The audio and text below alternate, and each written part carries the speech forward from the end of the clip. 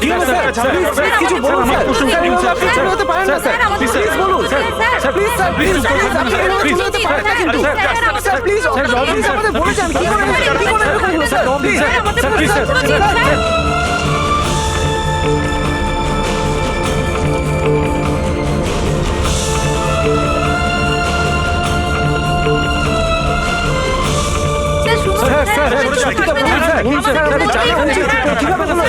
আপনি please please sir, please থাকবেন না স্যার।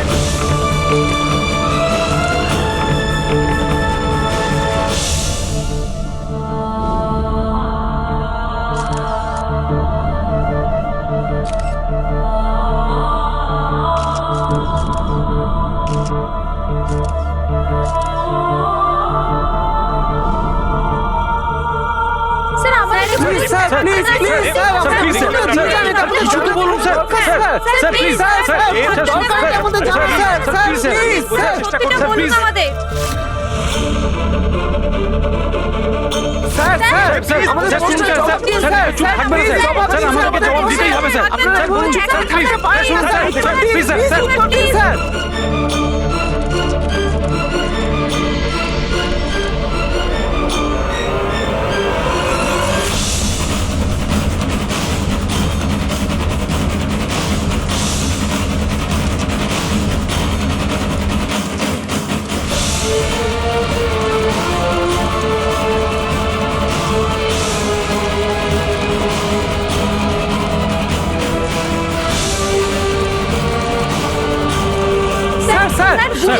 আপনাকে কেন গুলি চালাতে হলো স্যার, বলুন স্যার, বলুন কি কারণ ছিল যে আপনাকে গুলি চালাতে হলো স্যার, স্যার আমাদের জানা দরকার, প্লিজ আমাদেরকে বলুন স্যার, স্যার স্যার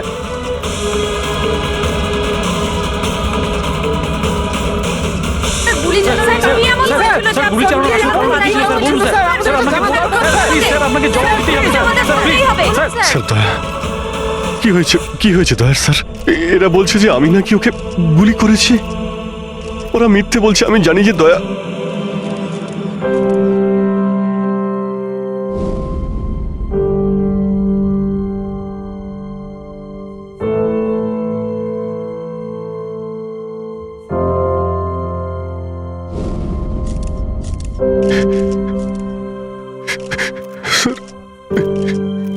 স্যার আমি জানি না স্যার, আমি কখন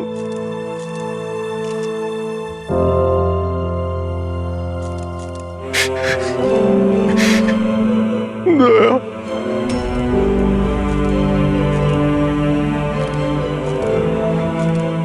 না অভিজিৎ, তুমি ভেতরে যেতে পারবে না। তুমি দয়ার প্রাণ নিয়েছো, তোমাকে আমরা গ্রেপ্তার করছি।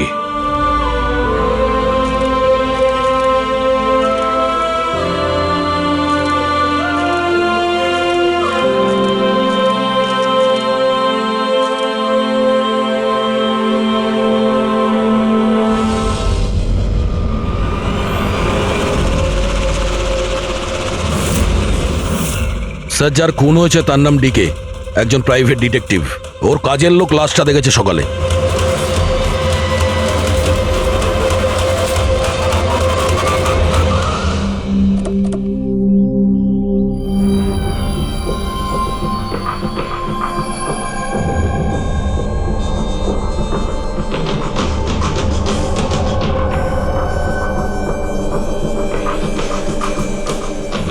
দয়া, এর মুখ তো ক্ষতবিক্ষত, মনে হচ্ছে পয়েন্ট ব্ল্যাঙ্ক রেঞ্জ থেকে একাধিক গুলি করে মারা হয়েছে একে। স্যার, এই রুমের জিনিসপত্র সব ঠিকঠাক জায়গায় আছে, কিছুই হয়নি। মনে তো হচ্ছে না এখানে কোনো হাতাহাতি হয়েছে।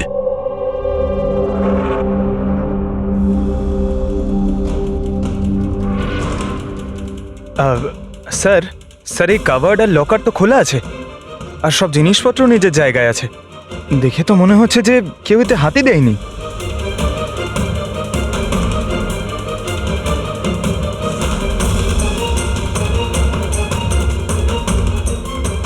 স্যার, টাকার গয়না যে কে সেই আছে, মনে হয় উনি যা চাইছিল সেটা পেয়ে গেছে। স্যার, গুলি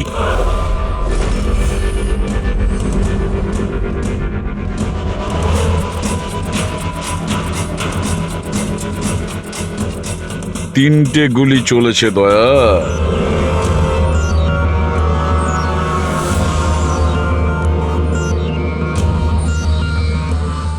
স্যার, হ্যাঁ বলো ফেডরিক।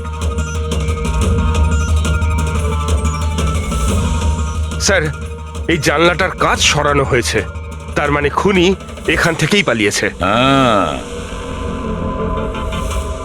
একটা কাজ করো ফেডরিক, এখান থেকে ফিঙ্গারপ্রিন্ট তোলো। স্যার, হ্যাঁ দয়া। ডিকের মোবাইল ফোনটা দেখুন স্যার।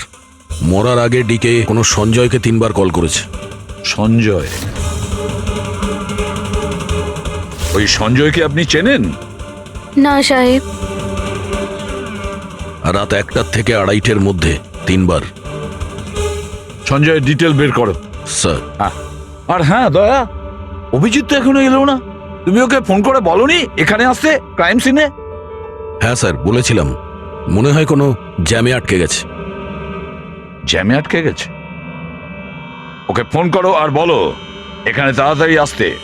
স্যার, হ্যাঁ।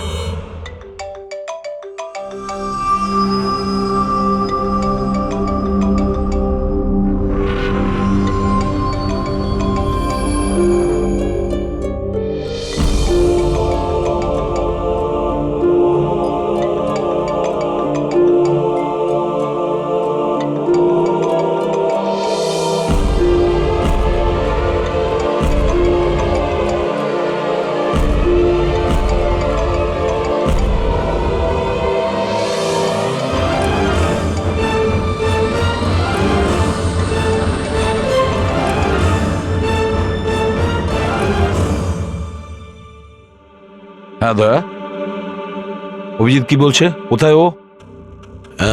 স্যার মানে ওর শরীর খুব একটা ভালো না স্যার। ও ডাক্তারের কাছে যাবে, তারপর ওখান থেকে সোজা বিউরোতে যাবে।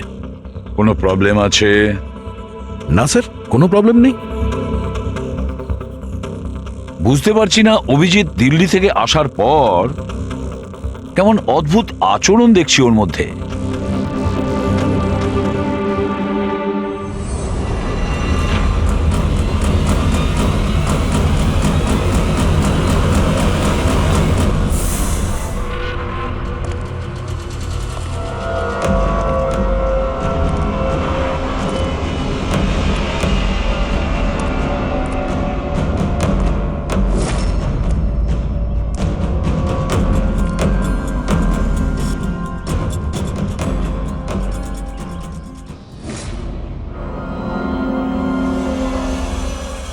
তোমার আমার সাহায্যের দরকার। তোমার? হ্যাঁ? আরে ভাই, তুমি হলে গিয়ে সিআইডি অফিসার। হ্যাঁ, কিন্তু এই কাজটা এটা আমি একা করতে পারবো না। চলো ঠিক আছে, তোমাকে সাহায্য করব, এতে আর কি আছে। চলো চা তো খাওয়া যাক। আরে না, ঠিক আছে, আমি আমি ঠিক আছি। আই মিন, দেখ চেতন, এই কাজটা না, এই ব্যাপারে যেন কেউ কিছু না জানে, বিশেষ করে আমার টিম। আরে এটা আবার কি কথা বলছো? আমরা এতদিনের পুরনো বন্ধু, এইটুকু বিশ্বাস করতে পারছো না? হ্যাঁ বলো কি করতে হবে? কাউকে ফলো করতে হবে, নজর রাখতে হবে, আর এর জন্য তোকে টাকাও দেব। কি কথা বলছো? বন্ধুত্বের মধ্যে টাকা? হ্যাঁ। আচ্ছা ঠিক আছে, যদি মনে করো টাকা দিয়ে দিও। ফলো কাকে করতে হবে?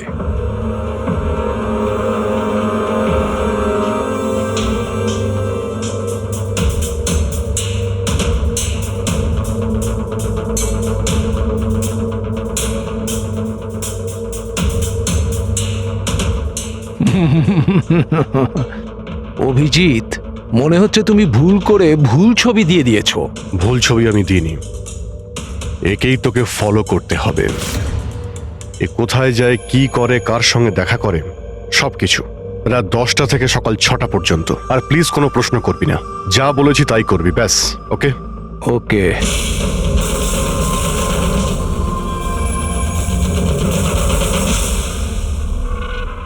হয় অভিজিৎ পাগল হয়ে গেছে,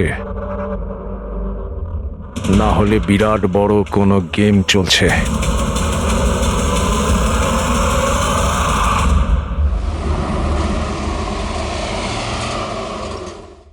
কি কি বলছেন? ও খুন হয়ে গেছে? মরার আগে ডিকে শেষবার ফোনে আপনার সঙ্গে কথা বলেছিল মাঝরাতে। কি কথা হয়েছিল আপনাদের মধ্যে? আমার কথাতে একজনের উপরে নজর রাখছিল, কোনো প্রমাণ পেয়েছিল, সেই জন্য আমাকে ফোন করেছিল। হায়ার করেছিলেন কেন? আমার বস মন্দিরা ম্যাডামের জন্য। মন্দিরা? কুমার জুয়েলার্সের ওনার, বিখ্যাত পেজ 3 সেলিব্রিটি। আশা করি আপনারা ওই দিল্লির কেসটার ব্যাপারে নিশ্চয়ই জানেন বোধহয়। ও হো হো হো হো, মন্দিরা কুমার, মন্দিরা দেবী। ওনার বিরুদ্ধে তো ওনার স্বামী, শ্বশুর, শাশুড়ি আর কেয়ারটেকারকে মারার অভিযোগ আছে, তাই না? ঠিক বলেছেন। কিন্তু সঠিক প্রমাণ না থাকার কারণে কোর্ট মন্দিরা দেবীকে ছেড়ে দেয়।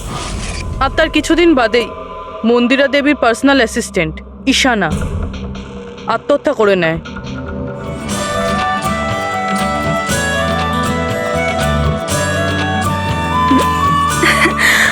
ও তুই? হাই, আজও লেট হয়ে গেলি না? তাড়াতাড়ি যা, সঞ্জয় স্যার তোর ওয়েট করছে কখন থেকে। ও গড, সঞ্জয় স্যার তো তাড়াতাড়ি কেন চলে আসলেন? এসেও পড়েছেন আর খুব রেগে আছেন। মাই গড, তুই আমার ব্যাগটা সামলা, আমি এক্ষুনি আসছি।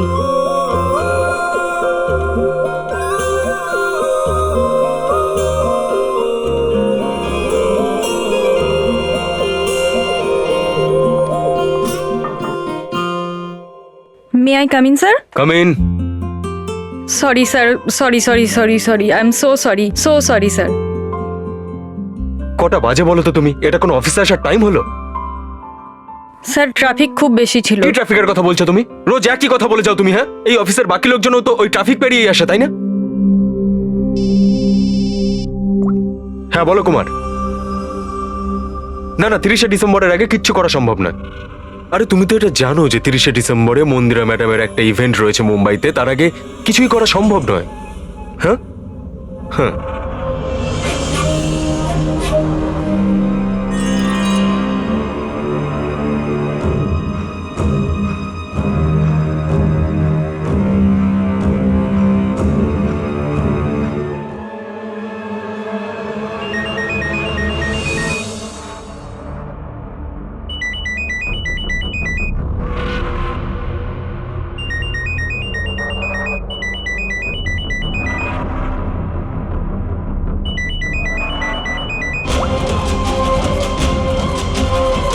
ঠিক আছে।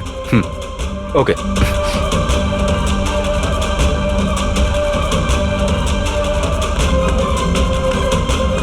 কি হলো?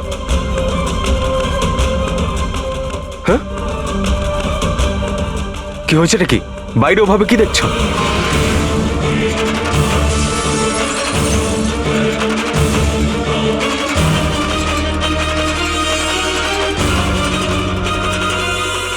আমারই কেবিনের জানলা দিয়ে ঝাঁপ মেরে আত্মহত্যা করেছিল। আত্মহত্যা কেন করেছিল সেটা কেউ জানে না। আচ্ছা, মন্দিরা দেবী ডিকে কে কার ওপর কড়া নজর রাখতে বলেছিলেন? ওনার প্রাণ সংশয় রয়েছে। ডিকে সেটাই খোঁজ করার চেষ্টা করছিল। প্রাণের ভয় কার থেকে? আসলে কোর্ট থেকে ছাড়া পাওয়ার পরে কেউ ম্যাডামকে হুমকি দিচ্ছিল। আচ্ছা, শুধু ওই হুমকিটা ফোনেই কি? হ্যাঁ, ফোনের মধ্যেই অচেনা নাম্বার থেকে আর টাইপ করা চিঠি পাঠিয়ে। আসলে ম্যাডাম পুলিশের চক্করে দ্বিতীয়বার পড়তে চাননি, সেই জন্য ডিকে কে হায়ার করেছিলেন উনি। তো কিছু জানতে পেরেছে ডিকে? ওর হাতে কিছু প্রমাণ তো এসেছিল, কিন্তু ও সেটা পেন ড্রাইভে সেভ করে রেখেছিল। ওই পেন ড্রাইভটাও আমাকে দিতে চেয়েছিল, সেই জন্যই দিল্লি থেকে মুম্বাই এসেছিলাম আমি। কিন্তু ডিকের বাড়িতে ওর লকারটা খোলা ছিল। আচ্ছা, ওই লকার থেকে পেন ড্রাইভটা চুরি হয়ে যায়নি তো? হতে পারে দয়া। ওর বাড়িতে আমরা একটা ল্যাপটপও পেয়েছি স্যার, হয়তো ওর থেকে কিছু জানা যাবে। মন্দির এটা কি করে করতে পারলো? পুরো অ্যাকাউন্টটাই বন্ধ করে দিল। নিজেকে কি মনে করেন উনি? সবকিছু কি ওনার ইচ্ছা মতো হবে নাকি? এনারা কারা? সিআইডি। আমরা ওই মানে সঞ্জীবের সঙ্গে দেখা করতে এসেছি। আপনারা দুজন কে? স্যার ইনি কায়রা, মিস্টার কুমার, মন্দিরা ম্যাডামের মেয়ে। ও স্যার, আর ইনি ম্যাডামের রিলেটিভ মিস্টার সুবীর। আমরা মন্দিরা ম্যাডাম আর ওর ফ্যামিলির সঙ্গে কবে দেখা করতে পারবো? কারণ ওদের প্রাণ রক্ষা করার দায়িত্ব এখন আমাদের ওপর। ইনফ্যাক্ট মন্দিরা ম্যাডাম, কায়রার কাকাতো দাদা শেখর আর ওনার স্ত্রী সবাই আজ রাতেই আসছেন। 30শে ডিসেম্বর কুমার্স জুয়েলার্সের একটা বড় চ্যারিটি ইভেন্ট রয়েছে, তাতে পার্টিসিপেট করার জন্য। তাহলে ঠিক আছে, কালকে সকালেই দেখা হবে।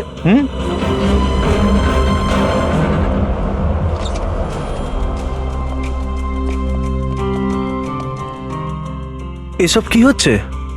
সিআইডি আমাদের পার্সোনাল ব্যাপারে ঢুকছে কেন?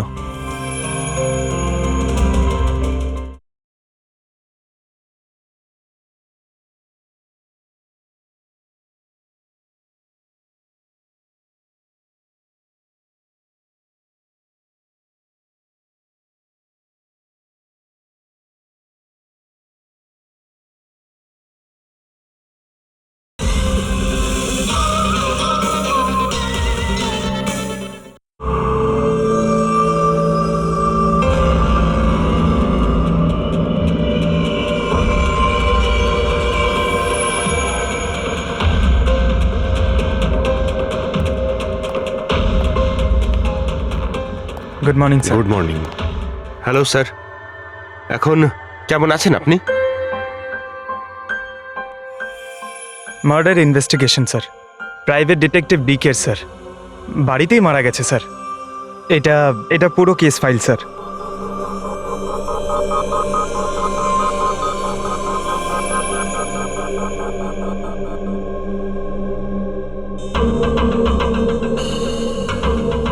স্যার, এই ছবিগুলো ওর বাড়ির ছবি, এগুলো ওরই বাড়ির ছবি এটা, আর এখানেই ওর মার্ডার হয়েছে, তাই না?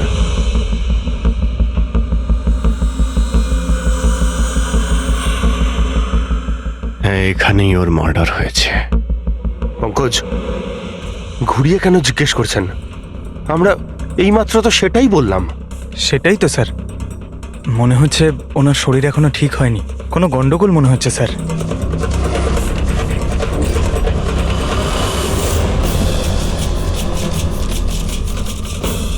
অভিজিৎ,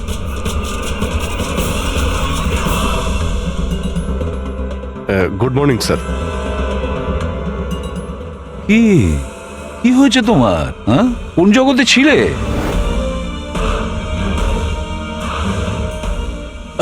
অভিজিৎ, তোমার শরীর খারাপ ছিল না? তাহলে ডক্টরের কাছে যাওয়ার কথা ছিল, এখানে কেন? হ্যাঁ হ্যাঁ স্যার, ওই কিছুদিন ধরেই শরীরটা ভালো নেই স্যার, কিন্তু এখন ঠিক আছে। I am better now. Yeah, গোলমাল চলছে। স্যার, ডিকে সঞ্জয়কে যে পেন ড্রাইভটা দিতে যাচ্ছিল, ওর যে ডেটা আছে ওগুলো উদ্ধার করার যে একটা উপায় আছে স্যার। পেন ড্রাইভ তো পাওয়া যায়নি তো। তাহলে ডেটা কোথা থেকে পাবে? স্যার, আছে না একটা উপায় আছে, ওই আমরা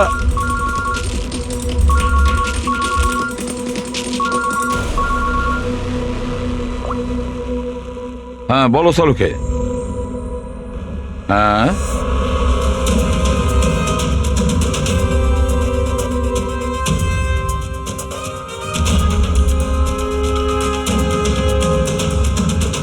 দয়া স্যার,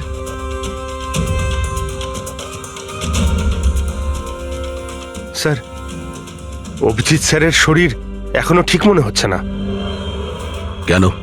স্যার, ওনাকে কেসের ব্যাপারে বোঝাচ্ছিলাম, কিন্তু উনি আমাদের কথা শুনছিলেনই না, খুব বেখেয়ালি ছিলেন স্যার।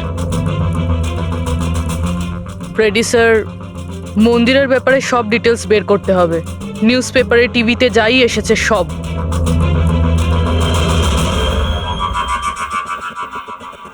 বাড়িতে ঢোকার একটাই রাস্তা আছে, মেন গেট। চাবি ডিকে আর ওর বাড়ির মেডের কাছে থাকে। বাথরুমের জানালা, তার মানে খুনি বাথরুমের জানালার কাঁচ খোলে আর ভিতরে ঢোকে, আর তারপর অভিজিৎ ক্রাইম সিনে ছিলই না, আর এখানে তো বাথরুমের কোনো ফটোও নেই। তাহলেও এগুলো কি করে জানলো? অভিজিৎ আমার কাছে কিছু লুকোচ্ছে, কিন্তু কি?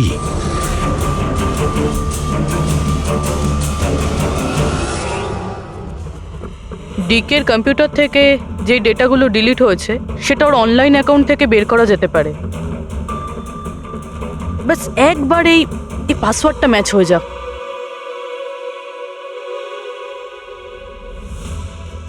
কিছুদিন ধরেই শরীরটা ভালো নেই স্যার, কিন্তু এখন ঠিক আছে। I am better now. Sir ওনাকে কেসের ব্যাপারে বোঝাচ্ছিলাম, কিন্তু উনি আমাদের কথা শুনছিলেনই না। খুব বেখেয়ালি ছিলেন স্যার।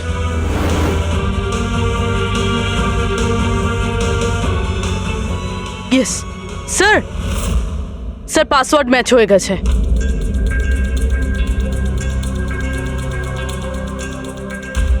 স্যার এতে তো ভিডিও রয়েছে, চেক করি। স্যার এটা তো ডিকের কম্পাউন্ডের ভিতরের ফুটেজ। এর মানে ওখানে সিসিটিভি ক্যামেরা আছে? আছে না, ছিল। আমাদের পৌঁছানোর আগেই কেউ বার করে নিয়েছে। কিন্তু বের কে করেছে? অন্য ভিডিওটা দেখো।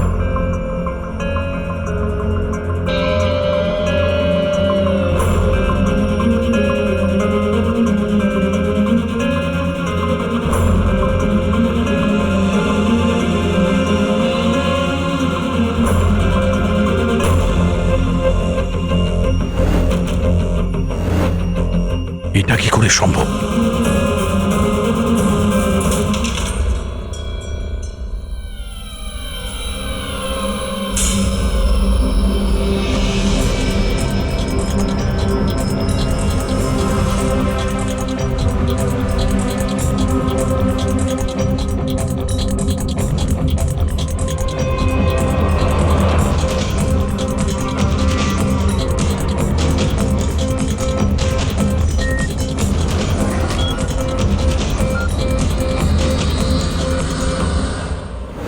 ডক্টর সালুকে আপনি খুব ভালো করে ক্রস চেক করেছেন তো?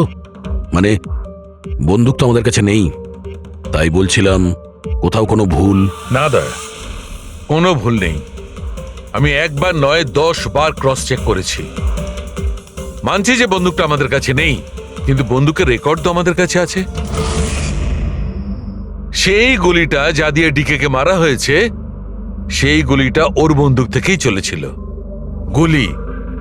গুলির প্যাটার্ন, গুলির উপর লেগে থাকা চিহ্ন, সবকিছু এইটাই প্রমাণ করছে যে সেটা অভিজিতেরই বন্দুক। স্যার স্যার গুলি অভিজিতের বন্দুক থেকে চলেছে, কিন্তু তার মানে তো এটা নয় যে অভিজিৎ গুলিটা চালিয়েছে। এক্স্যাক্টলি স্যার, সেই কারণে আমি এই কথা এসিপি স্যারকে বলিনি, শুধুমাত্র আপনাদের সঙ্গে কথা বলেছি, যাতে আমি এই মামলা সুরাহা করতে পারি। কি তুমি এই কথাটা এসিপি কে জানাওনি? কি বলবো স্যার, কি বলবো ওনাকে? যেখানে আমার বিশ্বাস হচ্ছে না, তাহলে ওনাকে কি বলবো? তুমি যদি এই কথাটা বিশ্বাসই না করবে, তাহলে ফোন করে আমাকে কেন জিজ্ঞাসা করেছিলে? যে বন্দুক থেকে ডিকে কে মারা হয়েছে সেই বন্দুকটা অভিজিতের না? কি এমন ছিল যার জন্য তুমি অভিজিৎকে সন্দেহ করেছিলে? কি ছিল ওটা? এই কারণে ডক্টর, যখন আমরা একটু পিছিয়ে দাও।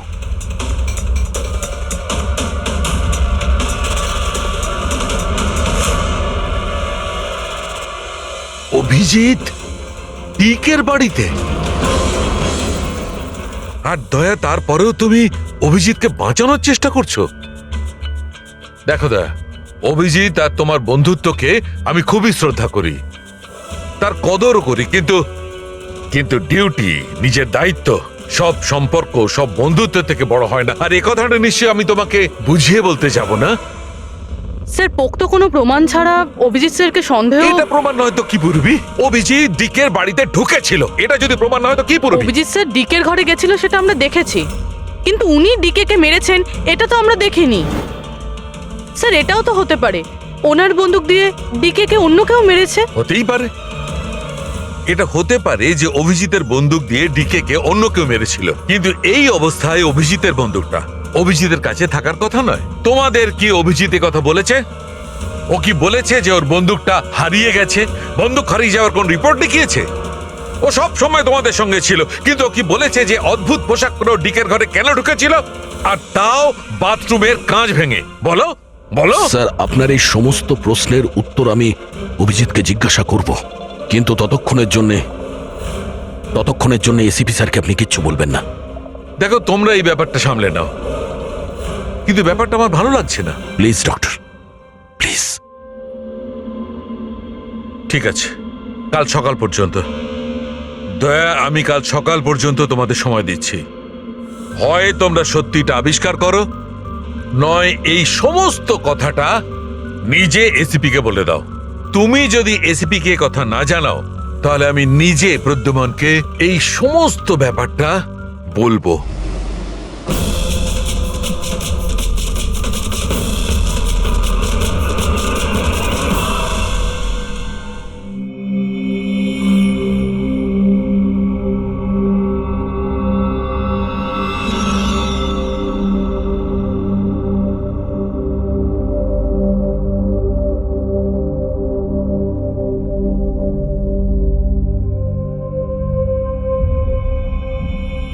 আধ ঘন্টার বেশি হয়ে গেল, 10টা থেকে 10:30 হয়ে গেল, এখনো আসেনি। সারা রাত মনে হয় অপেক্ষা করতে হবে।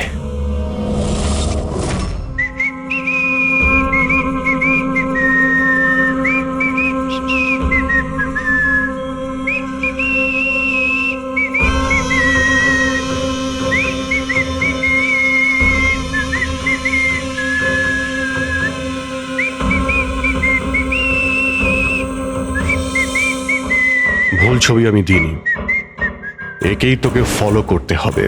এ কোথায় যায়, কি করে, কার সঙ্গে দেখা করে, সবকিছু। রাত 10টা থেকে সকাল 6টা পর্যন্ত। এটা অভিজিৎ? ওর কি হলো? এরকম সেজেছে কেন?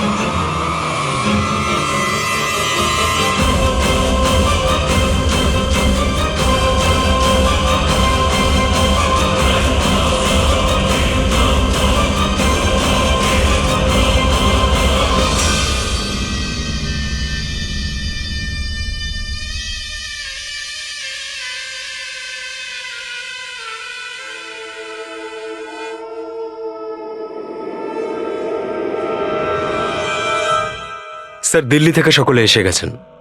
মন্দিরা ম্যাডাম, আমারা মন্দিরা ম্যাডামের দেওরের বউ, কায়রা মন্দিরা ম্যাডামের সৎ মেয়ে, সুবীর মন্দিরা ম্যাডামের বোনজি, শেখর মন্দিরা ম্যাডামের দেওরের ছেলে। আসুন ম্যাডাম, এনারা সিআইডি থেকে এসেছেন। এসিপি স্যার, ইনি ভালো হয়েছে আপনারা এসে গেছেন। ডিকের খুনি কে সেটা জানা গেল? আরে আপনি তো এটা জানেনই যে আমাদের ফেমাস অ্যানুয়াল ইভেন্ট খুব তাড়াতাড়ি আসতে চলেছে।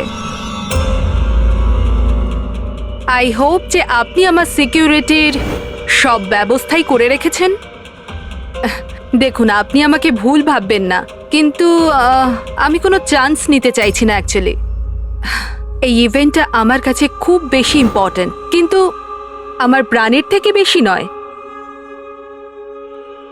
আপনি কি মনে করেন আপনি আমাকে সিকিউর রাখতে সক্ষম হবেন? আর ডিকের কেসটায় কিরকম কি প্রগ্রেস হলো? আসল খুনির ব্যাপারে কিছু জানা গেল? ওসব আপনার জানার দরকার নেই মন্দিরা দেবী। মেইন হলো আপনার নিরাপত্তা, সেটা দায়িত্ব আমাদের। কি চমৎকার! বৌদি, আপনার ভয় লাগছে মন্দিরা দেবীর, যাকে আইনও কিছু করতে পারলো না? মানতে হবে তাকে যে আপনাকে ভয় পাইয়ে দিয়েছে। মনে হয় ও জানে না ইনার ব্যাপারে, যে ইনি কি কি করতে পারেন। আপনিও কি মনে করেন আমি আমার স্বামী আর বাকি সবাইকে মেরে ফেলেছি? দেখুন, আপনার বিরুদ্ধে যে অভিযোগই থাকুক না কেন, সেটাতে আমাদের কিছু যায় আসে না। কোর্ট আপনাকে রায় দিয়েছে, আর আমরা কোর্টের রায়কে যথেষ্ট সম্মান করি। আপনি শুধু এটা বলুন, আপনি কাকে সন্দেহ করেন? কি এমন আছে যে আপনাকে মারতে চায়? সন্দেহ? হ্যাঁ, সন্দেহ। না না না, আমি কাউকেই সন্দেহ করছি না। বরং আমার এটা পুরো বিশ্বাস যে আমি মারা যাওয়ার পরে এরা সবাই খুব খুশি হবে, আর আমাকে মেরে ফেলার ষড়যন্ত্রেও এদের মধ্যেই কারো হাত আছে। And I am very sure যে ঈশানার আত্মহত্যাতেও এদের মধ্যেই একজনের হাত আছে। এবার আপনিই বলুন, এত ভালো প্রিয় আত্মীয় পরিজনরা থাকতে আমার শত্রুর কি দরকার? মম প্লিজ, তুমি আবার এই নিজের ইমোশনাল ড্রামাটা শুরু করো না। এখানে কোনো ক্রিমিনাল নেই যে তোমাকে মারতে চায়। রাইট। নিজেকে নির্দোষ ভাবা আর অন্যকে দোষী মনে করাটা, এটা তো বৌদির পুরনো অভ্যেস। আই সোয়ার, আমি তো এই গল্পটাকে বিশ্বাসই করি না। কে মারতে চায় তোমায়? আর কারা হুমকি দিচ্ছে? কোথায় আছে সে হুমকি দেওয়া লেটারগুলো? হ্যাঁ মন্দিরা দেবী, সেটা কোথায়? ওটা আমার মনে নেই, আমি ফেলে দিয়েছি। সি, আই নিউ যে তুমি এটাই বলবে। So convenient. ব্যাস, অনেক হয়েছে। আপনারা একে অপরকে দোষারোপ করা বন্ধ করুন। তবে একটা কথা খুব ভালো করে মনে রাখবেন, আমরা সবাইকে সন্দেহ করি। তাই সবাইকে বলছি, তার মানে হলো আপনাদের সবাইকে সন্দেহ করি, আপনাদের সবাইকে। আর একটা কথা, আমাদের পারমিশন ছাড়া আপনারা এই শহর ছেড়ে যেতে পারবেন না। কেউ শহর ছেড়ে যাবেন না। আর যদি দরকার পড়ে আমরা দ্বিতীয়বার তাকে ডেকে নেব। Thank you very much. Thank you.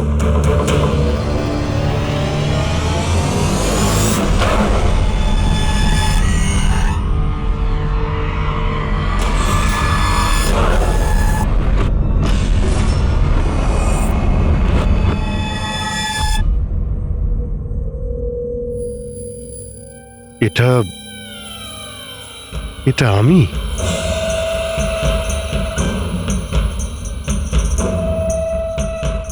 এই পোশাক পরে ঘুরছিলাম? এই পোশাক তো রোজ আমার ওয়াশিং মেশিনে ধোয়া হয়।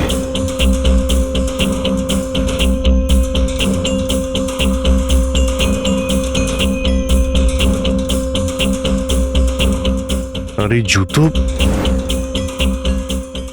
এগুলো এত নোংরা যেন আমি পরেছি। কিন্তু আমার মনেই নেই যে এই পোশাক আমি কখন পরেছি। সত্যি আমার কি হচ্ছে আমার সাথে? এই গাড়িতে কে আছে? হ্যাঁ, কার কার সঙ্গে আমি কথা বলছিলাম? না, আমি দেখিনি। তুমি কথা বলছো, তুমি সেটা জানবে। আর তুমি আমাকে চিনতেই পারলে না? আরে, তোর যদি সুইসাইডই করার হয় তাহলে তুই অন্য কোনো বড় গাড়ির সামনে জানা। আমার সামনে কেন এসেছিস? কিভাবে কথা বলছো? এরকম সেজে ঘুরছো কেন তুমি?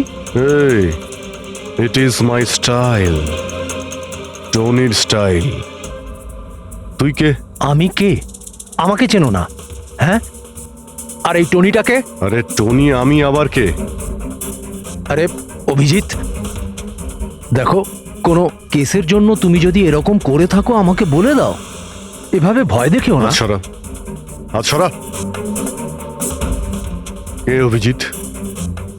কিসের কেস? আর তুই কি বলছিস কিছুই আমার মাথায় ঢুকছে না। আমার নাম হলো টনি। টনির সঙ্গে পাঙ্গা নিবি না, বুঝেছিস? সরে যা আর আমাকে যেতে দে। চল।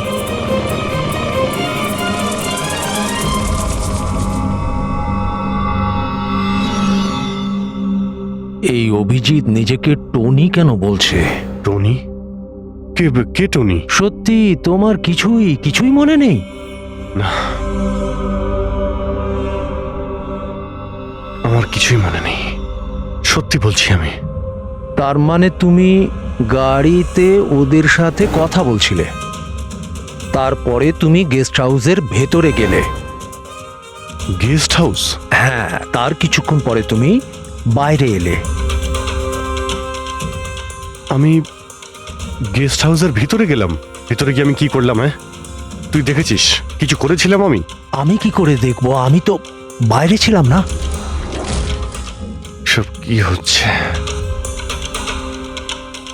আমাকে ওখানে যেতে হবে। কোথায়? গেস্ট হাউসের নাম কি? হ্যাঁ,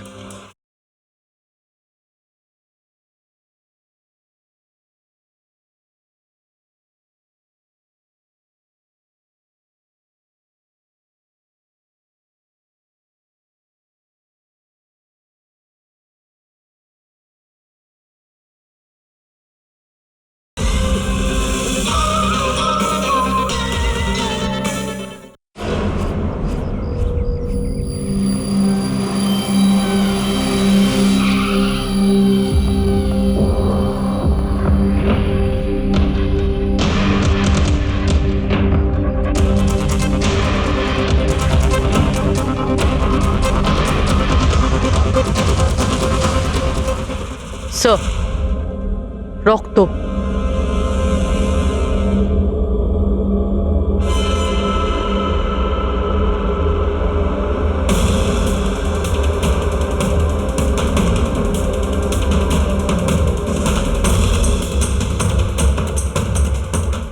অভিজিৎ,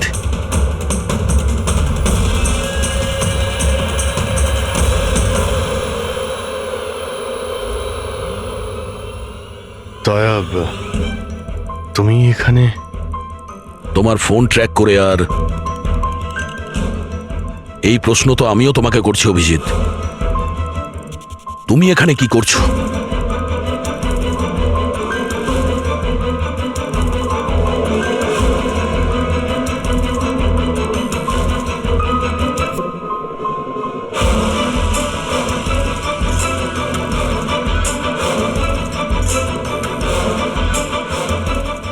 না, এটা আমি আমি আমি বলছি দয়া, এখানে কি হয়েছিল? অভিজিৎ, এখানে কি হয়েছে ওটা তো আমি দেখছি, তুমি বলো কে করেছে এটা? হ্যাঁ, তো তুমি এদের দুজনকে মেরেছ? আমি? অভিজিৎ, তোমাকে কিছু জিজ্ঞাসা করলাম, তুমি মেরেছ এদের?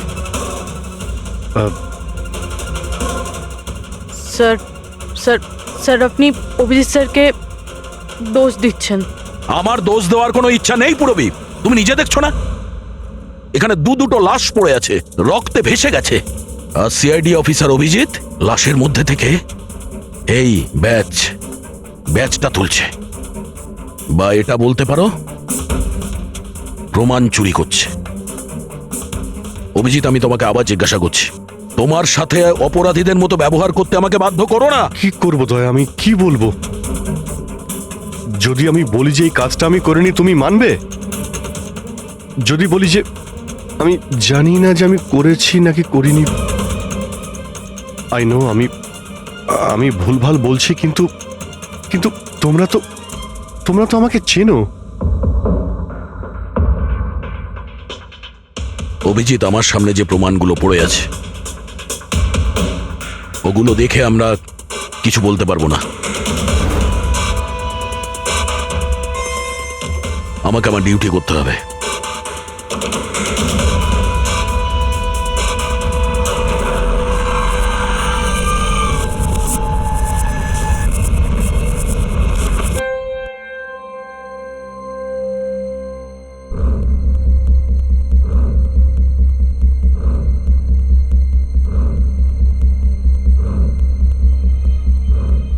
অভিজিৎ, এতক্ষণ ধরে একের পর এক জিজ্ঞেস করে যাচ্ছি তোমাকে, কিন্তু কোনো উত্তর দিচ্ছ না তুমি। হ্যাঁ, তুমি জানো তোমার ওপর কি অভিযোগ আছে? মাথায় কিছু ঢুকেছে?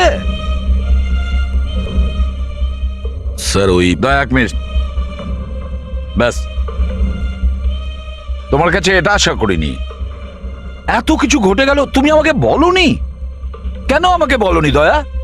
শালুকে আমাকে বললো, তা নাহলে তো আমি জানতামই না। তা আমি তাই করেছি যেটা উচিত ছিল। বলো অভিজিৎ, তুমি কি এই খুনটা করেছো? অভিজিৎ, তুমি কি এই খুনটা করেছো? আমি জানি না স্যার। কেন জানো না? তুমি কেন জানো না? হ্যাঁ, ডিকের বাড়িতে তুমি লুকিয়ে লুকিয়ে ঢুকেছিলে, সেটা আমি সিসিটিভিতে দেখেছি। ওই লাশগুলোর পাশে তুমি দাঁড়িয়েছিলে। এই দয়া তোমাকে এখানে ধরে নিয়ে এসেছে। ডিকে আর বডিগার্ডের উপরে যে গুলিটা চলেছে, সেটা তোমার গান থেকে চলেছে, ওই গান থেকে চালানো হয়েছে। আর তুমি বলছো তুমি কিছুই জানো না?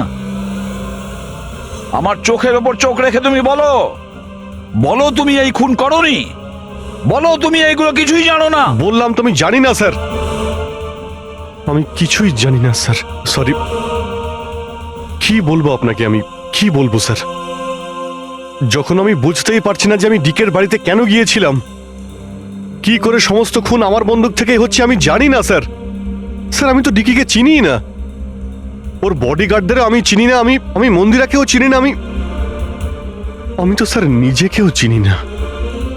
আমি কোথায় যাই, কি করি, কার সঙ্গে দেখা করি, আমি কিছুই জানি না। গত কয়েকদিন ধরে আমার সঙ্গে এইরকমই হচ্ছে স্যার, কিন্তু আমি কিছুই বুঝতে পারছি না। সারাদিন সব ঠিকই থাকে, রাতে বাড়িতে যাই, খেয়ে দিয়ে ঘুমিয়ে পড়ি, আর যখনই সকালে উঠি তখন অদ্ভুত জামা কাপড় পরা দেখি, অদ্ভুত জুতো দেখি, যেগুলো আমার নয়। জানি না কি করে আমার বাড়িতে চলে আসে। ড্রেসগুলো ওয়াশিং মেশিনে ধোয়া হয়েছে, জুতোতে মাটি লেগে থাকে, এমনটা মনে হয় যেন আমি ওগুলো ব্যবহার করেছি, কিন্তু আমি বুঝতে পারি না। নিজেকে খুব ক্লান্ত লাগে, এমন মনে হয় যেন আমি সারা রাত জেগেছিলাম, অথচ আমি কি করেছি আমার কিছুই মনে থাকে না। মনে হয় প্রতিদিন আমার 6 থেকে 7 ঘন্টা হারিয়ে যাচ্ছে, যার ব্যাপারে আমি কিছুই জানি না। আপনি বলছেন আমি ডিকের বাড়িতে গিয়েছিলাম, হতে পারে, কিন্তু আমি জানি না। আমি ডিকে আর ওর বডিগার্ডদের মেরেছি কিনা আমি জানি না। আমি মন্দিরাকে মারার চেষ্টা করেছি সেটাও আমি জানি না। আমি কি করেছি, কেন করেছি, আমি কি করতে চলেছি, আমি কিছুই জানি না স্যার, আমি কিছুই জানি না।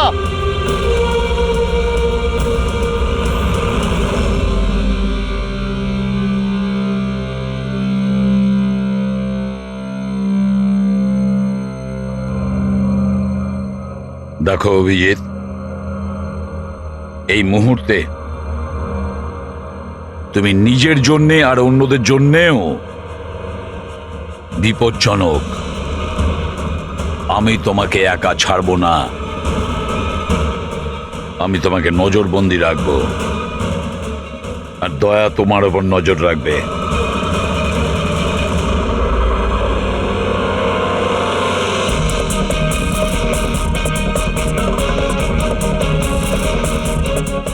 দয়া, স্যার, একটা কথা ভালো করে মনে রাখবে, তুমি নিজের বন্ধুর ওপর নয়, বরং একজন অপরাধী খুনির ওপর নজর রাখবে, এমন একজন লোক যে মানসিক ভারসাম্য হারিয়েছে। আজ থেকে এই কেসের তদন্ত আমি নিজে করব, আর তুমি অভিজিৎকে আটকাবে কোনো অপরাধ করা থেকে, আর তার জন্য যদি অভিজিতের ওপর গুলিও চালাতে হয় তাও তুমি চালাবে। Is that clear? Yes sir.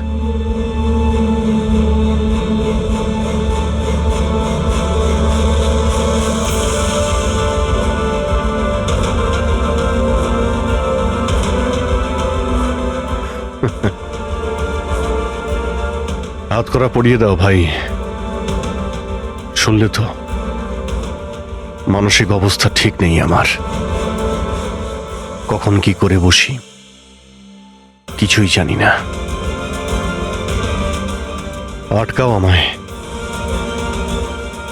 আমার হাতে আরো একটা অপরাধ হওয়ার আগে। আটকাও আমায় ভাই। আপনাদের অফিসার, আপনাদের সিনিয়র সিআইডি অফিসার আমারই প্রাণের পিছনে পড়ে রয়েছে, আর উনি তাদেরকেও মেরে ফেলেছেন যারা আমার সিকিউরিটিতে ছিল। আর আপনি নিশ্চিন্ত হয়ে বলছেন ভয় পাওয়ার কোনো কারণ নেই। ও আপনারই চোখের সামনে সবাইকে মেরে ফেলছে, তা সত্ত্বেও আপনি বলে যাচ্ছেন যে ভয় পাওয়ার কোনো কারণ নেই। আশ্চর্য! আপনি শুধু এটা বলুন, আমি আপনাদেরকে আর কি করে বিশ্বাস করব? আজ আপনাদের একজন অফিসার সিরিয়াল কিলার বেরিয়েছে, কাল আবার অন্য কেউ বেরিয়ে ব্যাস আসবে। মন্দিরা দেবী, অনেক হয়েছে। অনেক কথা বলে ফেলেছেন। আমাদের ইন্সপেক্টর অভিজিৎ একজন সৎ এবং সাহসী অফিসার। নিজের দেশকে রক্ষা করার জন্য, সাধারণ মানুষের রক্ষা করার জন্য নিজের প্রাণও দিতে পারে। সে কোনোদিন খুনি হতে পারে না। হ্যাঁ, ওর বিরুদ্ধে অভিযোগ আছে, তিনটে খুনের অভিযোগ আছে। আপাতত এটা প্রমাণিত হয়েছে যে অভিজিৎ নিজের মানসিক ভারসাম্য হারিয়েছে। ও কি করছে ওর মনেই থাকে না, কার সঙ্গে দেখা করছে, কি বলছে, আর যখন নর্মাল হয়ে যায় কিছুই মনে থাকে না। তার মানে এই নয় যে ও একজন খুনি। আমি জোর দিয়ে বলতে পারি যে আপনার জীবন বিপন্ন, আর তাও আপনার এই আত্মীয় স্বজনদের কারণে। এক্সকিউজ মি, সব প্রমাণ আপনাদের অফিসারের বিরুদ্ধে পাওয়া গেছে, আর সন্দেহ আপনারা আমাদেরকে করছেন। হ্যাঁ, আমি সবাইকে সন্দেহ করছি। উনি তো আপনারই অফিসার, আপনি তো ওকেই বাঁচাবেন। এই 3টে খুনই কিন্তু ইন্সপেক্টর অভিজিতের গান থেকে চলা গুলিতেই হয়েছে। আর আপনি বলতে চাইছেন যে এই কাজটা আমাদের মধ্যে কেউ করে থাকতে পারে? আরে আমাদের কাছে আপনার ওই অফিসারের গানটা কোথা থেকে আসবে? শেখর বাবু, খুব তাড়াতাড়ি আমরা খোঁজ নিয়ে নেব যে ইন্সপেক্টর অভিজিতের গান আপনার কাছে কিভাবে গেল। আর মন্দিরা দেবী, আপনাকে একটা রিকোয়েস্ট করি, 30শে ডিসেম্বর আপনার যে ইভেন্টটা আছে সেটা ক্যান্সেল করবেন না। এই একটাই সুযোগ আছে খুনিকে ধরার জন্য, কারণ খুনি ওই ইভেন্টে নিশ্চয়ই আসবে।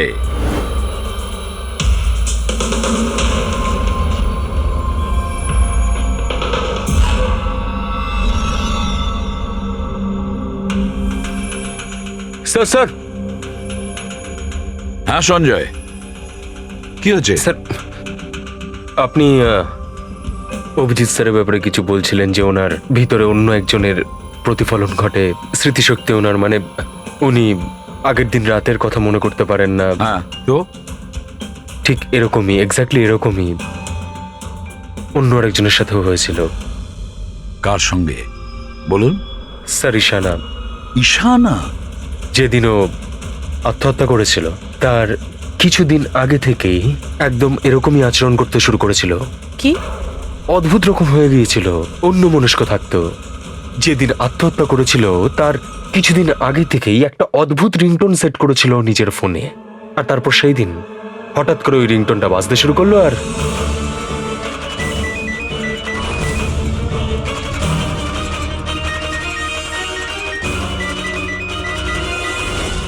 স্যার, ওকে দেখে মনে হচ্ছিল ও যেন নিজের মধ্যেই নেই। স্যার, অভিজিৎ স্যারও তো দিল্লি থেকে ফেরার পর এইভাবেই বিহেভ করছে। হ্যাঁ, ঈশানা, অভিজিৎ, দিল্লি, এই তিনটের কোনো না কোনো কানেকশন আছে। নিশ্চয়ই কোনো গোলমাল আছে, কিছু না কিছু আছে।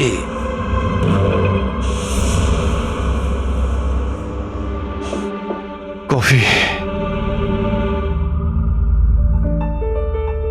আরে খেয়ে নাও ভাই, কিছুই মেশাইনি। আমি এখানেই আছি, পালিয়ে যাচ্ছি না। অভিজিৎ, তুমি এই কথাগুলো লুকিয়েছো কেন আমাদের থেকে? লুকোতে হয়েছিল ভাই, কি করব আমি? আমি কিছুই বুঝতে পারছিলাম না যে আমি কি করব, আমার সঙ্গে কি হচ্ছে। যেখানে আমি নিজেই কনফিউজ, আমি সেখানে কি বলবো তোমাকে? সেই জন্যে, আর কোনো ব্যাপার নয়। আমার ওপর ভরসা ছিল না নাকি? আমাকে যোগ্য ভাবনি যে আমি তোমার কোনো সাহায্য করতে পারি? কি ভাই, এসব কি বলছো তুমি? ব্যাপারটা এরকম নয়। তাহলে বলনি কেন? আমার তো মনে হচ্ছে আমি তোমাকে চিনি না। এই মুহূর্তে আমি যার সঙ্গে বসে কথা বলছি সে অভিজিৎ নাকি অন্য কেউ?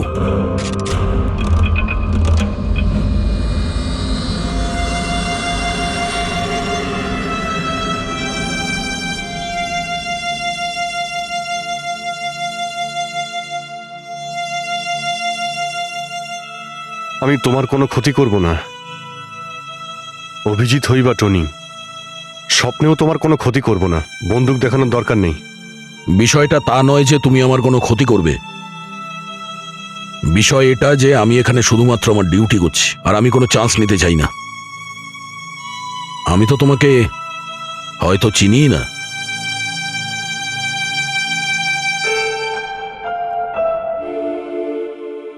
ঠিক আছে, তুমি যখন বুঝতেই পারছো না আর কি বলবো।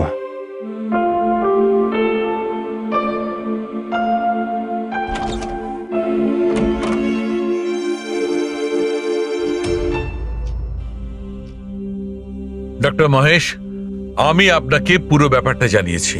এবার আপনি বলুন আপনার কি মনে হচ্ছে। দেখুন, এক্ষুনি আপনারা যেটা বললেন যে এই অভিজিৎ আর ঈশানার ব্যাপারে, এটার থেকে তো একটা ব্যাপার একদম পরিষ্কার যে দুজনের কন্ডিশনই একদম সমান। Artificially induced split personality.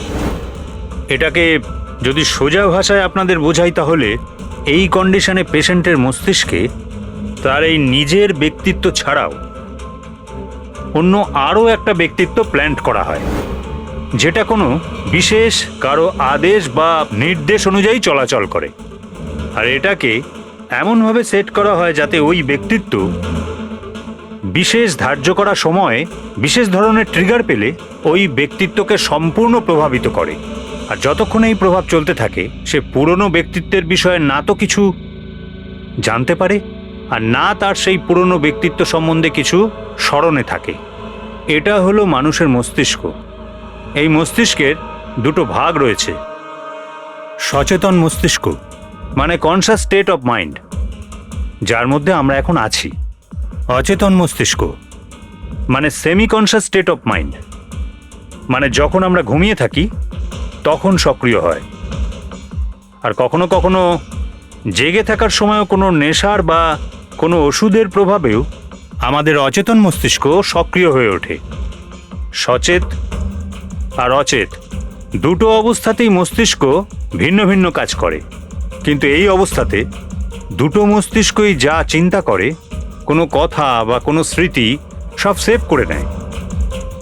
সচেত মস্তিষ্কের মধ্যে সেভ করা কথাবার্তা আমাদের অনেক বছর ধরে মনে থাকে, কিন্তু অচেত মস্তিষ্কে সেভ করা কথাবার্তা আমাদের মনেই থাকে না।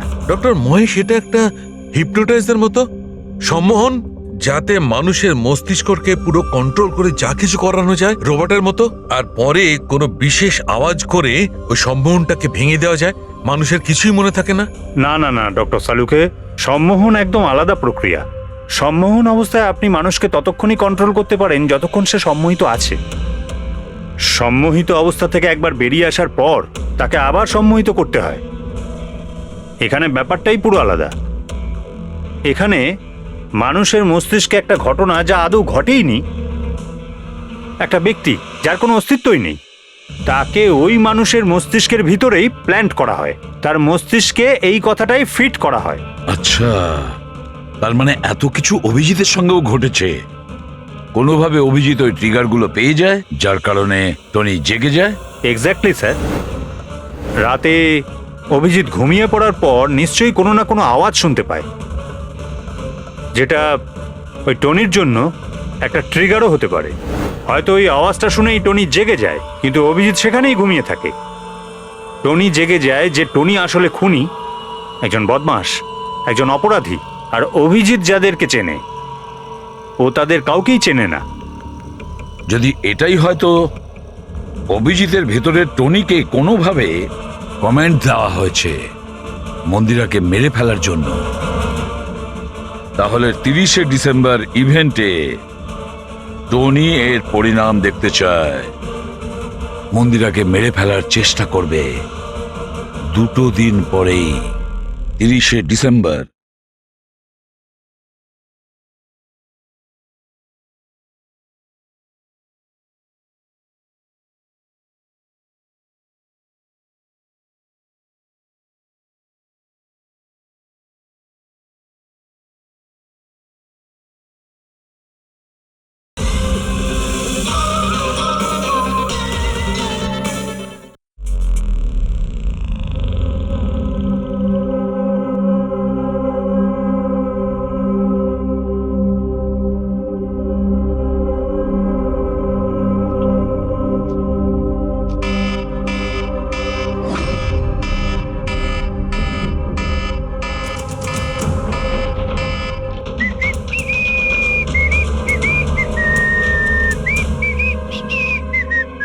অভিজিৎ, অভিজিৎ, কোথায় তুমি?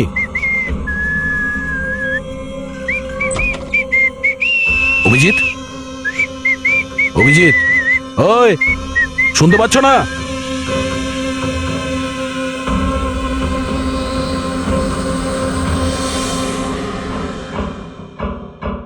কে রে তুই? তুই আমার বাড়িতে কি করছিস? অভিজিৎ, টনি, তুমি এখান থেকে পালাতে পারবে না। তুমি এখানে নজরবন্দি আছো, এই ঘরের ভেতরেই থাকতে হবে, বুঝেছো?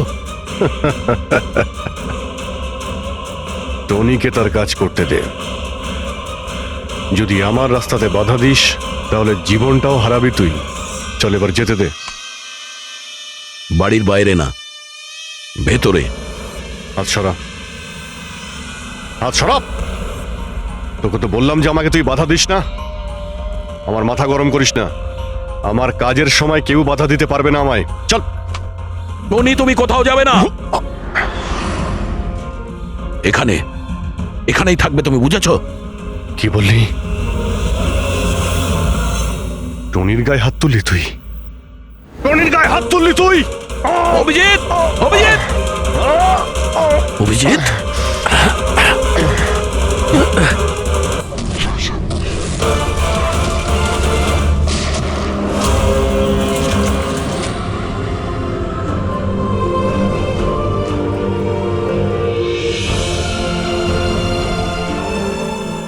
স্যার, দয়া, কি হয়েছে? কি হয়েছে দয়ার স্যার? এরা বলছে যে আমি নাকি ওকে... না অভিজিৎ, তুমি ভেতরে যেতে পারবে না। তুমি দয়ার প্রাণ নিয়েছো, তোমাকে আমরা গ্রেপ্তার করছি।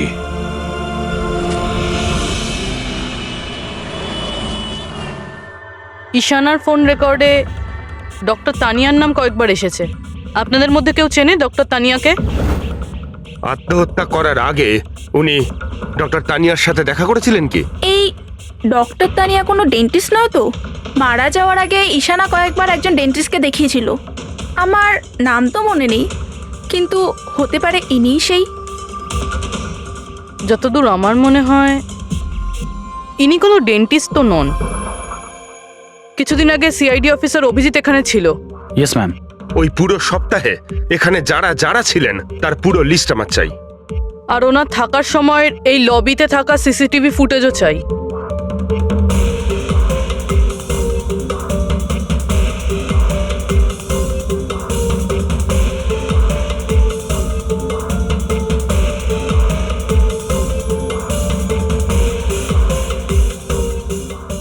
এক মিনিট পজ করুন। এই মহিলাকে যার সাথে অভিজিৎ স্যার কথা বলছে? পুরবি, এই লিস্টটাতে ডক্টর তানিয়ার নাম আছে। উনি এখানেই ছিলেন যতদিন অভিজিৎ স্যার এখানে ছিলেন। মনে হচ্ছে ওই মহিলাই। কি নাম এই মহিলার? ম্যাম, ডক্টর তানিয়া সপ্তাহখানেক ধরে এখানেই ছিলেন। স্যার, এই তানিয়ার সাথে দেখা করতেই হবে। স্যার, তানিয়া মুম্বাইয়ের প্যারাডাইস হোটেলে রয়েছে। টিকিট পাবো না আমি মানেটা কি? লুক, আমাকে এক্ষুনি ইন্ডিয়া থেকে বাইরে যেতে হবে। Do you understand? Yes. Doctor Tania? হ্যাঁ, আপনি কে? ঈশানার বন্ধু সিআইডি অফিসার পুরবী।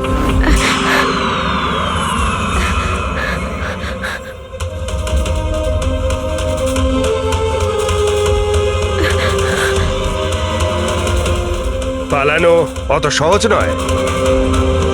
কোথায় পালাচ্ছেন তানিয়া দেবী? কি কি চানটা কি আপনারা? অভিজিতের সঙ্গে কি করেছেন আপনি?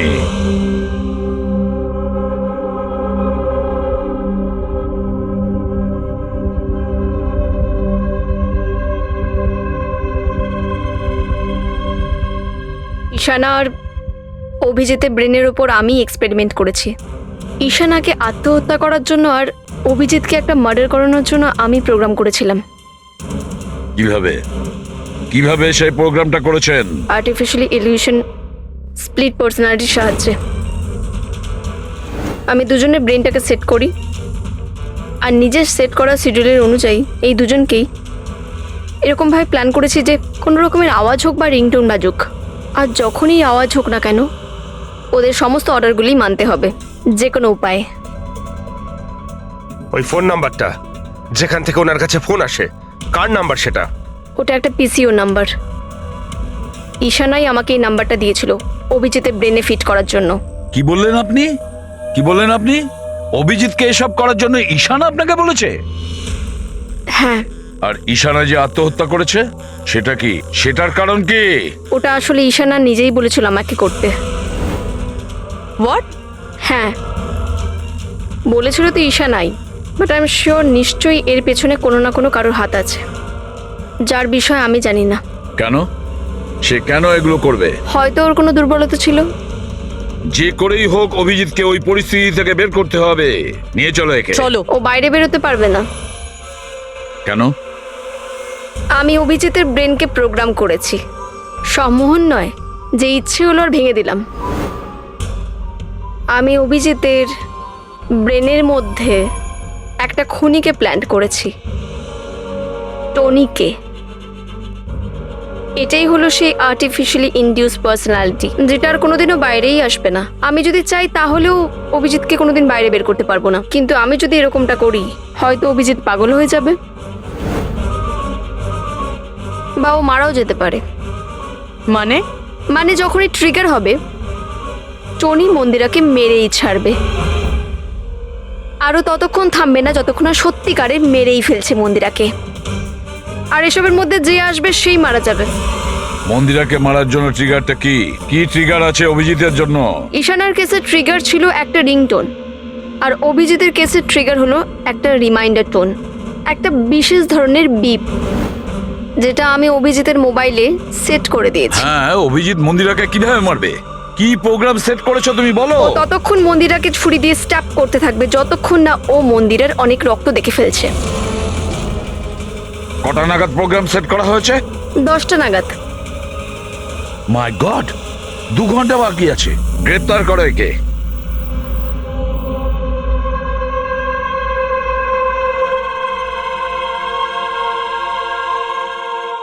জীবনে কখনো ভাবিনি স্যার যে আপনার ওপর অপরাধের মতো নজর রাখতে হবে।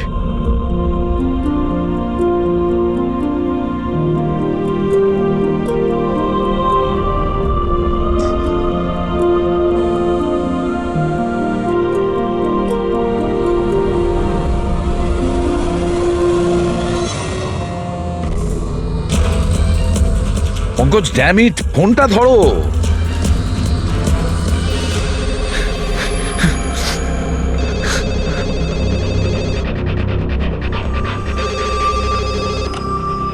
হ্যালো পঙ্কজ, কোথায় ছিলে তুমি?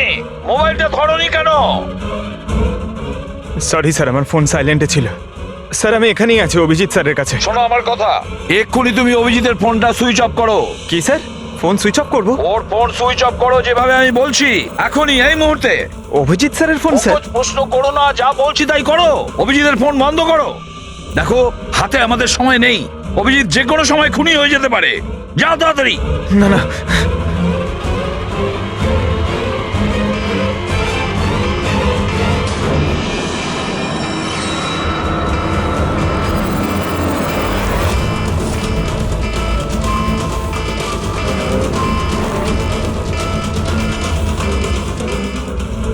বেজে গেল, কি করি?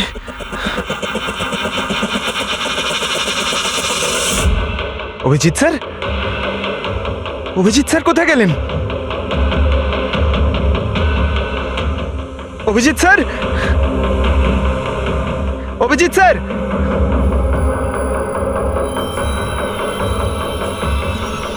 স্যার! তুই আমাকে আটকে রাখবি? হ্যাঁ, আমাকে আটকে রাখবি তুই? টনিকে? হ্যাঁ, টনি আর টনির কাজের মাঝে যে আসবে তাকে মরতে হবে, মরতে হবে তাকে।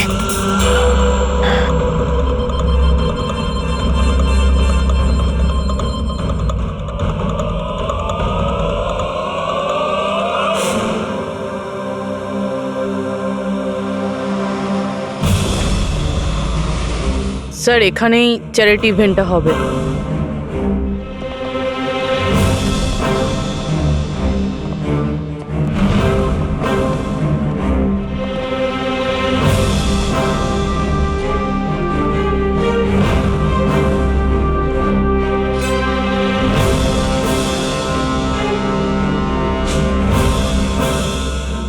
আপনারা এখানেই দাঁড়ান প্লিজ।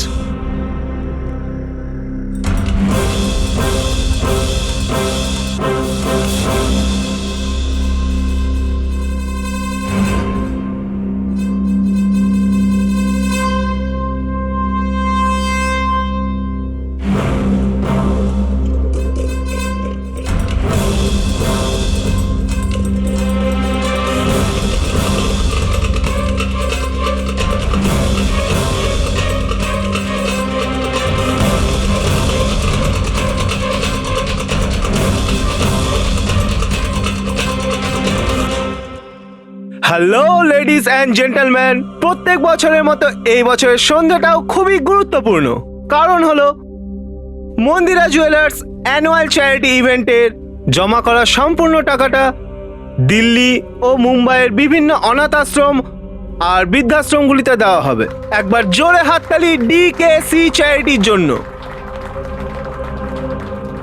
প্রত্যেক বছরের মতো এই বছরও আমাদের প্রধান অতিথি আছেন, তিনি আর কেউ না, তিনি হলেন মিসেস খান্না। তাহলে আসুন বন্ধুরা, একটা জোরে হাততালি দিয়ে স্বাগত জানায় মিসেস খান্নাকে। মিসেস খান্না,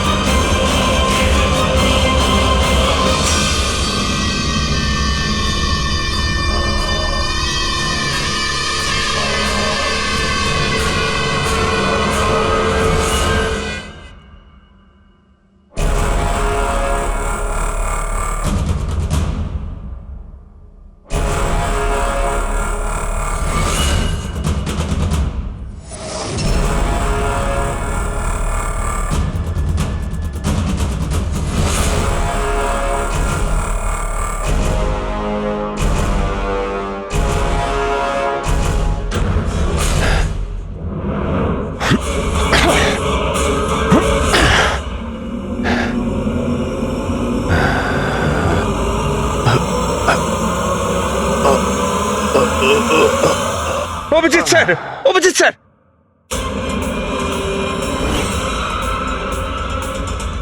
স্যার, স্যার,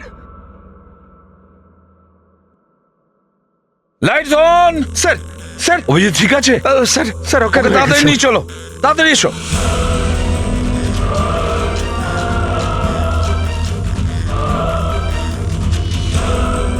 দরজা খুলুন।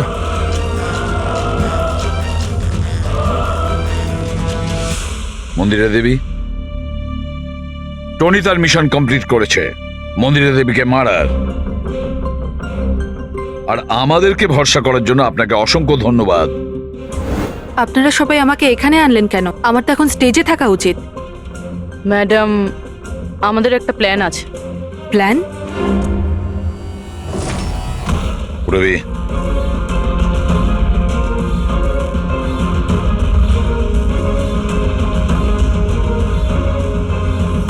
Lights off. মন্দিরা দেবী,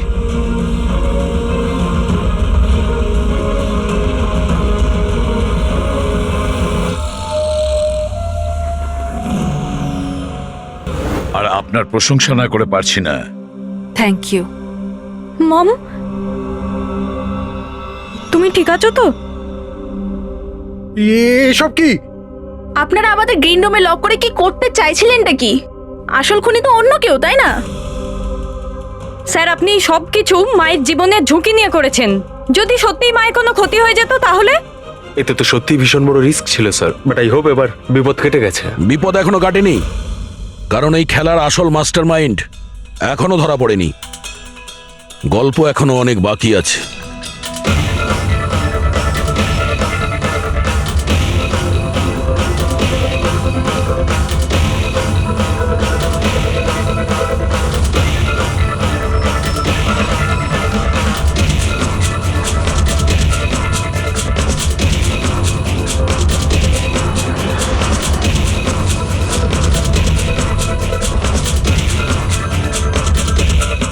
কি হলো? আমাকে দেখে ভালো লাগলো না? কখনো কখনো খুনি পর্যন্ত পৌঁছানোর জন্য আমাদের অ্যাক্টিং করতে হয়। তার মানে ওনার মৃত্যুর খবরটা নাটক ছিল? আমার মৃত্যুতে খুনি খুব খুশি হয়েছিল যে ও জিতে গেছে, আর ওই সুযোগটাই আমরা কাজে লাগিয়েছি। আমরা মন্দিরা দেবীকে বাঁচানোর চেষ্টা করছিলাম, আর দয়া মাস্টার মাইন্ডের পিছনে লেগেছিল। কিন্তু আসল মাস্টার মাইন্ডটা কে?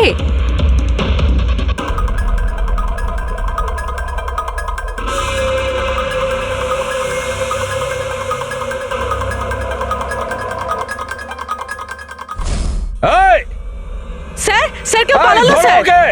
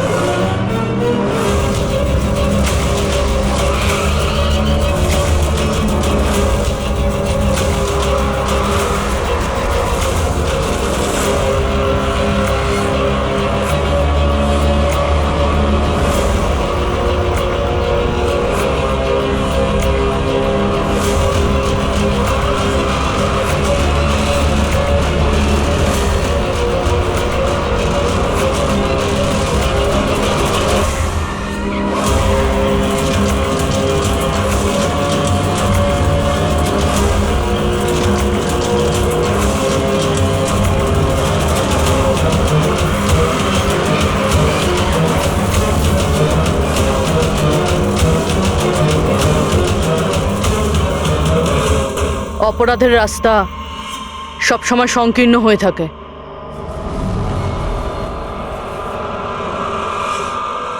তুমি এটাই ভাবছো যে আমরা কি করে জানলাম যে তুমি খুন করেছো?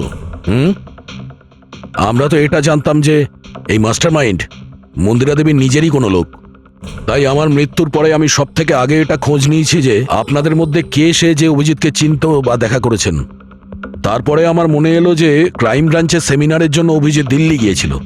ওই সেমিনারে আসা লোকেদের লিস্ট যখন আমি দেখলাম তখন জানলাম যে কায়রাও গিয়েছিল। ক্রিমিনাল সাইকোলজির স্টুডেন্ট কায়রা। আর তানিয়াকে জিজ্ঞাসাবাদ করার পরে আমরা জানতে পারলাম যে ঈশানাই এই সমস্ত কাজ করতে বলেছে। ওই সময় ঈশানার মা সরকারি হাসপাতালে অ্যাডমিট ছিলেন, আর তার কিছুক্ষণের মধ্যেই ঈশানার মাকে বেসরকারি হাসপাতালে যেখানে অ্যাডমিট করা হয়েছিল সেখানকার পুরো খরচ মিস কায়রা করেছিল। আর সবচেয়ে বড় ক্লু ওই পিসিও, যেখান থেকে অভিজিৎ স্যারের কাছে অর্ডার আসতো, দয়া স্যার সেখানে নজর রেখেছিল আর সেখানেও তোমাকে দেখা গিয়েছিল। Okay fine, I give up. মেনে নিচ্ছি যে আপনারা খুবই স্মার্ট, কিন্তু স্যার এই কথাটা তো আপনিও মানবেন তাই না, যে আমিও অনেক স্মার্ট? হ্যাঁ, স্মার্ট তো তুমি বটেই। ক্রিমিনাল সাইকোলজির একজন ব্রিলিয়ান্ট স্টুডেন্ট, যে সৎ মায়ের থেকে নিজের পুরো পরিবারের খুনের বদলা নিতে চেয়েছিল। লোকেদের মস্তিষ্ক নিয়ে খেলা করা আর তাদের নিজের চক্রব্যূহে ফাঁসানো, এটাই এনার বিশেষত্ব। তাই আমি ভাবলাম যে এনাকে এনারই পদ্ধতিতে মেরে দিলে কেমন হয়। সেই কারণেই আমি ঈশানার সাথে দেখা করি আর তারপর ডক্টর তানিয়ার সাহায্য নিই। She was mad, she wanted to do an experiment. তারপর আমি ঈশানাকে অনেক বুঝিয়েছি, অনেক বোঝানোর পরে শি ওয়াজ রেডি। ওই এক্সপেরিমেন্ট নিজের উপর করায়, কিন্তু somehow I was never convinced. আমি সবসময় কনফিউজ ছিলাম যে ওই এক্সপেরিমেন্টটা করতে পারবে না। আর ঠিক ওই সময় আমার সাথে দিল্লিতে অভিজিতের দেখা হয়, আর ওনার সাথে দেখা হওয়ার পর আমি ভাবলাম যে এত সৎ আর ভালো অফিসার থাকা সত্ত্বেও এই এক্সপেরিমেন্ট অন্য কেউ কেন করবে। তারপর আমি আর ডক্টর তানিয়া অভিজিৎকে ব্যবহার করি।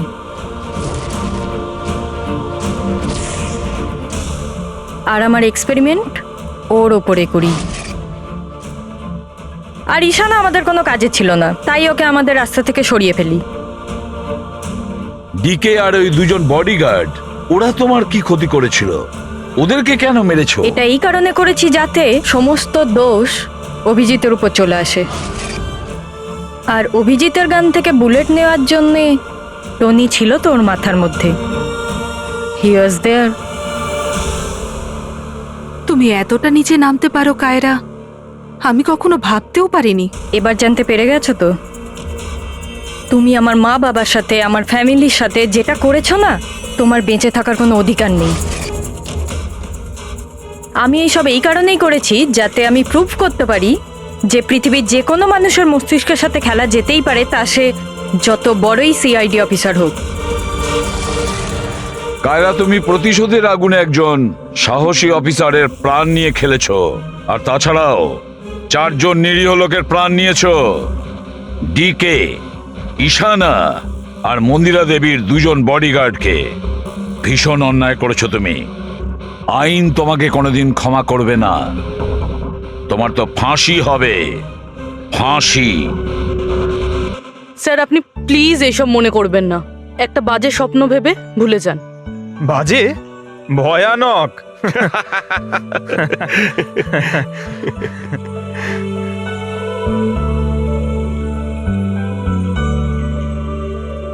বস, হ্যাঁ বলো সালুকে, বলো।